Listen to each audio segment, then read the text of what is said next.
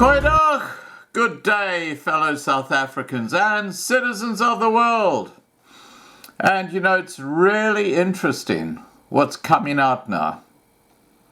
And I will just give you my spin on the whole thing. And, you know, maybe I'm spinning out my narrative and people don't necessarily agree with it, but I think it makes sense. Organised black farmers struggling to come to terms with the brutal killing of a Limpopo farmer and his long-time employee are demanding the authorities take action. Well, the white farmers have been doing the same thing for years and nothing has been done about it. And the point I would make here is that in every case, when it comes to a farm attack on a white farmer, it's a group of black African thugs who come in and do the most horrific things. So it is a black on white attack, violence, rapes, you name it, they do the lot. So when you have the black farmers complaining about the same thing happening to them, I totally understand it. I get it. But the white farmers are a different race, and yet they're being attacked by these same black thugs. You know, it's a different community.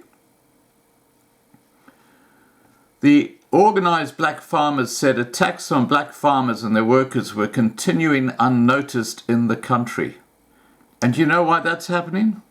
Because the ANC and Cyril Ramaphosa are embarrassed by the number of farm attacks and farm killings and the horrific nature that's associated with that when it comes to torture and rape and stuff like that of not just the black farmers but the white farmers.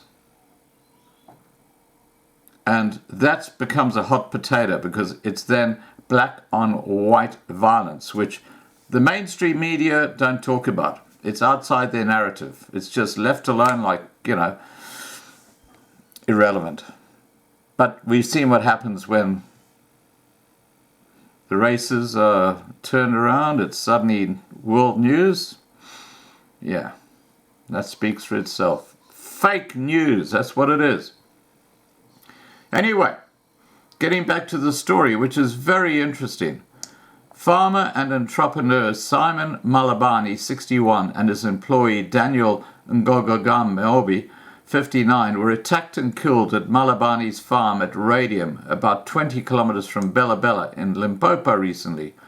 Family spokesperson Kagati Malabani said the farmer was nearing his house when he stopped to open a gate and it was ambushed on the night of the 16th of August. He was severely assaulted with pangas and taken inside his house. The attackers found Ngogomodi sleeping in the house and shot him dead. Police found both men dead on the morning of August the 17th. Malabani had farms in Limpopo and Mpumalanga and Northwest and ran a string of businesses.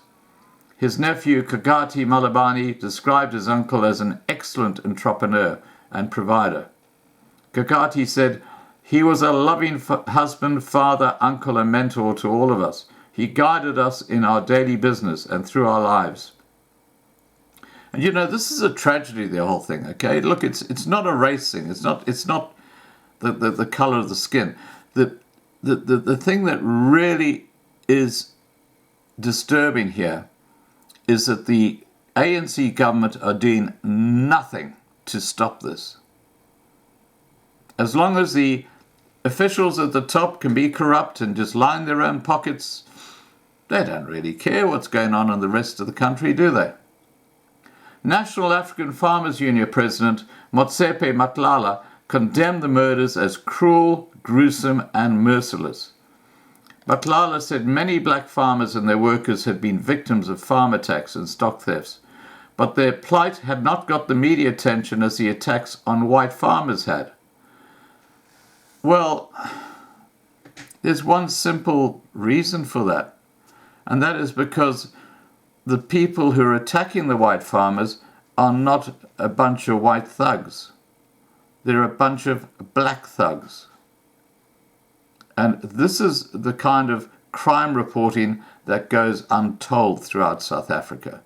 And it's relevant because you've got a minority group who have a different moral standard to these thugs that come out and they commit the most horrendous crimes. It is absolutely ridiculous. No wonder on the internet and social media, the crimes against the white farmers do get attraction or gain traction. Not so much in the mainstream media, not so much in your South African mainstream media. Not, in fact, forget about it on CNN or, the international media. They're just not interested. Anyway, he went on to say, the narrative that only white farmers are attacked or killed is incorrect. I agree, 100%. It's all awful. It's all awful. I agree with that. He says the media and South Africans in general have not paid attention to the plight of black farmers, but we have not been making much noise like white farmers have. I've really discussed that argument.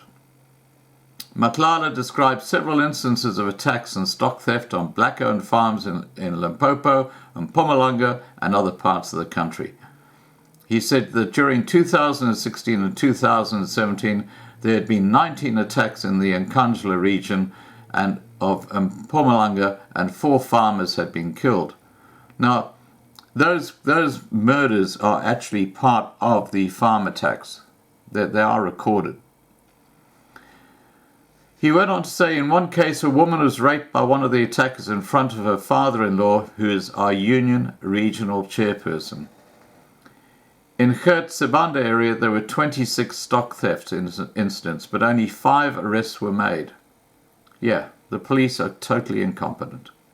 Many attacks have been reported in the former Kwandebele area, including Siyabuswa and KwaMalanga and in Cullinan and Bronkhorstspruit. In Witbank and Emakhenzi municipal areas, there had been 9 attacks and 1 death reported. Stock theft was worst in Limpopo's Waterberg region, and there have been 7 deaths there. In the Free State and Northwest provinces, especially the Bojanala or Rustenburg part of Northwest, there have been 2 deaths and several cases of stock theft. Matlala added, the narrative that only white farmers are being killed is not true. At the moment, we are researching whether poverty and unemployment has anything to do with this, or conflict between farm workers and their bosses. He appealed to black farmers and their unions to put their political differences aside and join forces to fight the scourge of farm attacks, which affected all farmers, regardless of skin color or which unions they were members of. There is no need for unions to fight over matters of national interest like farm attacks, Matlala said. Matlala also condemned the allegations of some of the genocide of white farmers in South Africa was underway. We must rally behind the police and work with them to fight this criminality, he added. Okay, look, I'm just going to leave this discussion with this comment. I agree that the farm attacks and farm murders are across the board. White, black, brown, wherever you got a farm, you are a potential victim. But when it comes to the ANC's racist policies like BEE, triple BEE, and things like that, that just kind of screws the whole idea of a rainbow nation. And that's why the white population is leaving South Africa very fast. And you lose that expertise, those skills, those brains, and you've lost a lot of it already. And South Africa is screwed. And the industry that's screwed includes the agricultural industry. Because you take out the white commercial farmers, and you got nothing. You're going to starve. It's quite simple. It's not rocket science. All right, guys, please remember to subscribe to be kept informed. Ring the bell for the updates. Please like this video. And above all, stay safe. Bye for now.